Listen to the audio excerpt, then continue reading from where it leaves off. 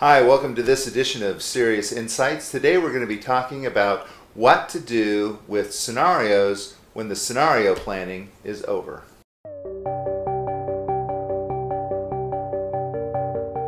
Watching the future unfold is one of the primary tasks that you do when the scenarios are done, because what you've created is a list of stories made out of uncertainties about the future. And as the world unfolds, those uncertainties are going to gain different values over time, and you're going to want to watch the newspapers, if you read a newspaper anymore these days, or a magazine, or a blog, or webcast, or whatever it is that is your source of information, and troll broadly, because you're going to be looking for both loud signals about how the future is unfolding, as well as weak signals, because the weak signals are going to tell you things that you need to pay even closer attention to, because they may be unfolding kind of under the radar. They may not be critical today, but they're going to be critical tomorrow. And you want to make sure that you are watching all of those things happen so that you can anticipate and navigate the future effectively.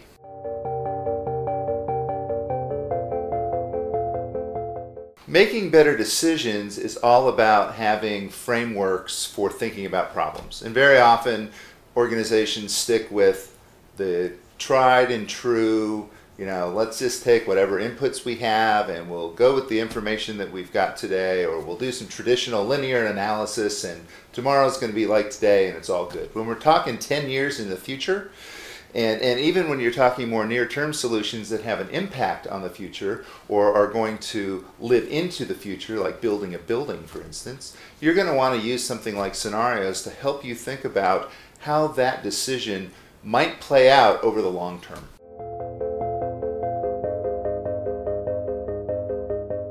It's really a great way to engage with customers, because scenarios are stories. At the heart of our humanity is our affiliation and actually adoration for storytelling. The earliest things that we know about mankind come from stories. And it's great to tell customers stories about the future that you've helped co-create and that they can then be a part of, and you can share their experiences and their reactions, and it's a great learning experience for the organization. But it's also, and I've heard this over and over from customers, saying thank you for taking me out of my day-to-day grind and giving me an experience that lets me think about the world in a different way, and they're really engaged with these discussions. And again, it goes back to the power of the story about the future.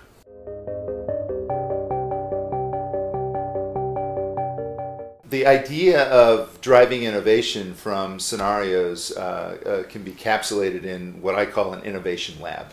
So you start with the scenarios and an idea. I've done it, for instance, on the future of meetings. And you say, I've got these 4 different futures. I'm now going to a meeting 10 years in the future. And you've got some structured questions to answer while you're in that future. So you give them the scenario. You say, basically, you don't get to argue with that future. And now tell me, for instance, how did you get invited to that meeting? Where are you physically during the meeting? What technology are you using?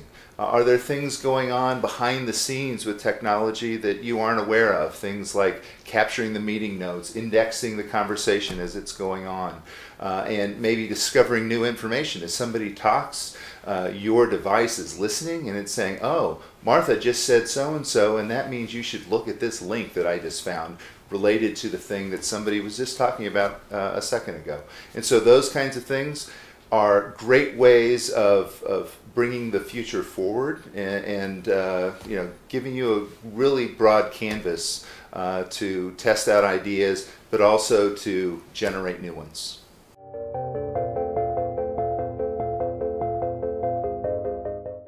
When we go back to stories, stories are a kind of dialogue. They're not just you telling somebody a story, but it's a conversation. And very often human resources and senior leadership and everyday managers are trying to find a way to talk to people about everything from ethics to how to hold a meeting effectively to what kind of product should we have. There's all kinds of conversations and dialogue going on in the organization. And scenarios can be a great way of framing those conversations, asking people we're looking a decade out, we're looking 15 years out. What are the ideas that you have in this particular area? So it's not quite the rigor of an innovation workshop where you're trying to really drive to an answer, but it's a way of having a conversation about any kind of topic that you can imagine.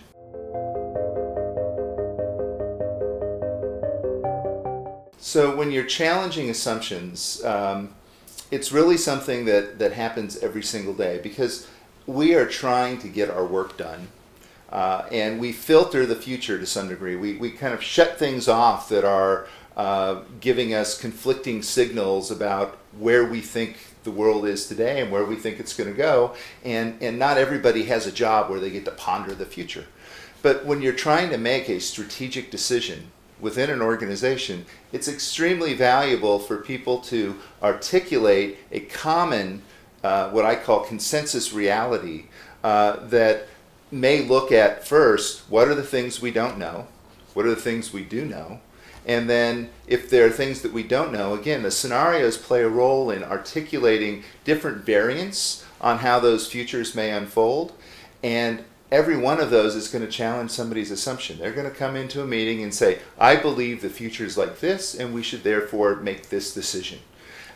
And that's not necessarily going to be true. If I'm thinking about education, it's we're going to teach people these particular skills because this kind of industry is absolutely going to be dominant within the next decade. Depending on what happens with the economics of the world, what happens with social movements, what happens with technology, that may or may not be the case. Right then, they have a bias, they have a set of assumptions that they're making about what goes into that program, and they could be wrong. And the scenarios can help you think through that, and also help you, as the future unfolds, navigate the changes so that if you do invest in that program, it can become more resilient in the face of change.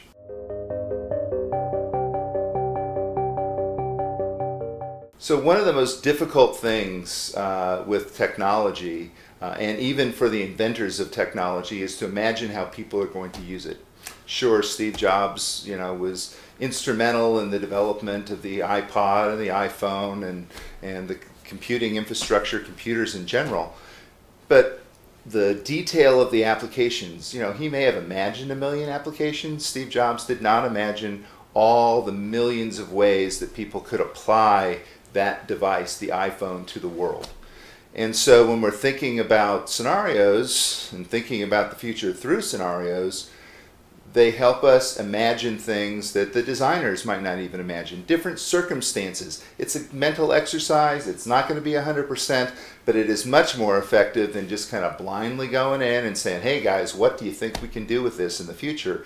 These give you context. They give you relevant social, economic, and political situations to play off against, and that's a whole lot more powerful than walking into a blank whiteboard and saying, what do you think is going to happen with this? So really strongly favor scenarios as a way of having a conversation about where technology might go and what it might mean for everyday both consumers and work.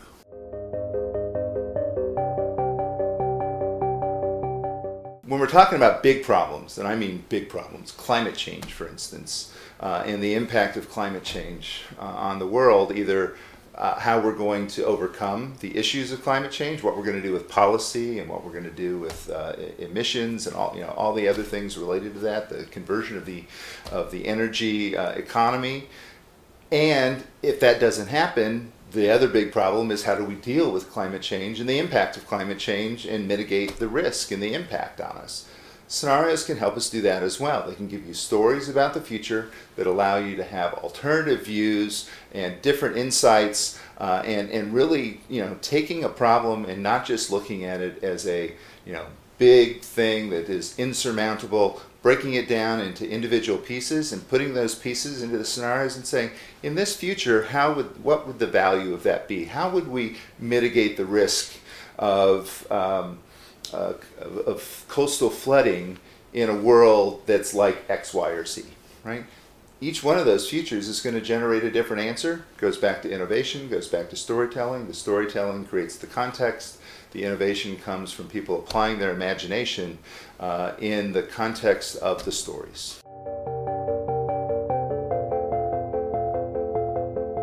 When when we think about how the future unfolds, there is the camp that says, often quoted from Bill Gates, of the best way to create the future or to anticipate the future or to predict the future is to invent it. Very, very few of us get to invent the future. But we do get to have input on it. The future that unfolds is something that is going to be much more likely, that the future that we want is going to be much more likely if we're actually advocating for it. And in the case of large corporations and other political bodies, maybe even lobbying for legislation, lobbying for laws that allow for that future to unfold. We're seeing that right now with net neutrality. That is a future battle. That is a conversation about how the internet, how information flows to consumers, what big businesses do with it, how media companies work. That is a battleground. And that is something that there are innumerable groups lobbying both sides of that issue. And so scenarios can help you make better arguments. They can give you, when you're walking into a congressional hearing, a way of not just saying, we've only looked at this from one point of view, we are biased, we're clearly biased, and we haven't thought about anything else, so you got to listen to us because we're right. If you walk in with a set of scenarios and say, this is where we think we're going, this is why it's important, we've thought about this is the position we've taken, and here's how we've thought about it in a robust way against multiple futures, that's a whole lot more powerful argument than a very clearly biased argument that hasn't really had a lot of analysis or robust challenges internally to the thought that the presenters are delivering. So they're really, really a great way of helping you frame your arguments.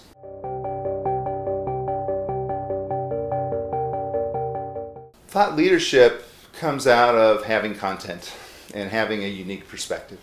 And scenarios can help organizations do that in multiple ways. So as I have a set of scenarios, I've got a set of stories, I can start telling those stories to my customers. I can take them to my partner conferences, I can take them to academic conferences, and I can have a dialogue outside of my organization about what the future might hold.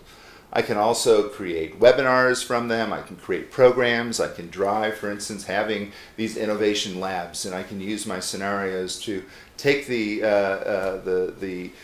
different constituencies, from customers to business partners to students to faculty members across the United States and the globe, and having different kinds of conversations with them. And that all accrues back as thought leadership to the organization that created them. And so that's a very, very powerful tool for marketing. It's also a very powerful learning tool for the organization. And I really encourage you to think beyond using them just as a way of decision making. I encourage you to think beyond just being done with them and saying we're at the end of the process and that's where we are and we're done. Think about engaging them effectively across all these 10 dimensions and you'll have a lot better return on your investment of thinking about the future and now using the scenarios to help co-create it.